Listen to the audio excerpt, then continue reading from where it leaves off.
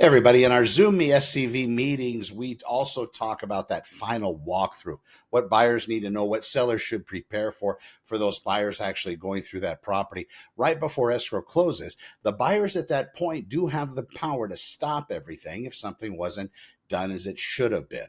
And that's something that should carry through that should ring really loud to those sellers out there, because if there was something that was agreed upon that needed to be fixed or repaired, by the time that final walkthrough comes, there's either already been a discussion about why it isn't and when it will be, or that particular issue has been remedied as via some kind of written request during the escrow process, usually through a request for repairs. But anyway, that final walkthrough back in the day was kind of to make sure everybody was moving out, especially in the last foreclosure market we had. Sometimes we would go through properties like a day before closing, and those people in there, those poor tenants, they didn't want to go anywhere. They weren't going anywhere. So at that time, it's like, whoa. So we have to contact the seller. If the seller's the bank, there's all sorts of little intricacies that have to be paid attention to.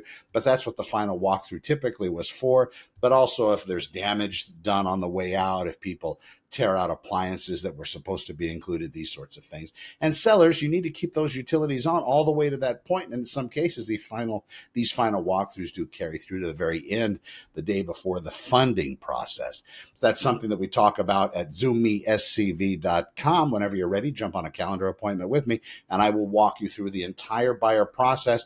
We will get your Q&A, find out where you currently are, and then we can discuss best strategies to get the best out of your real estate dealings. Also, for your sellers out there, I also have discussions, the best questions to ask agents. If you're not going to be hiring me, you're not in this particular market, what you should be looking for in a real estate agent, and then getting all those question answers is answered as well. And then also we talk quite a bit actually, about pricing strategy, because a lot of people are under the misconception, well, if I undercut the market, there's going to be an issue, or if I go too high, there's going to be an issue.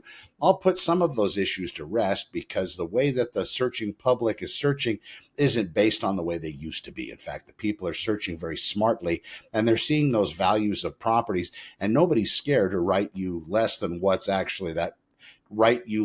your listing price, maybe more closely to what the property's actually valued. But it depends on where they're looking, and that justification letter, if they're in fact going to lowball you, that's another buyer strategy as well. Anyway, zoommescv.com, check it out. I'm Connor with Honor. When you're ready, schedule an appointment. I would love to help you through that process. Main system website, Santa Clarita, openhouses.com. Be well, and we will see you in the next one.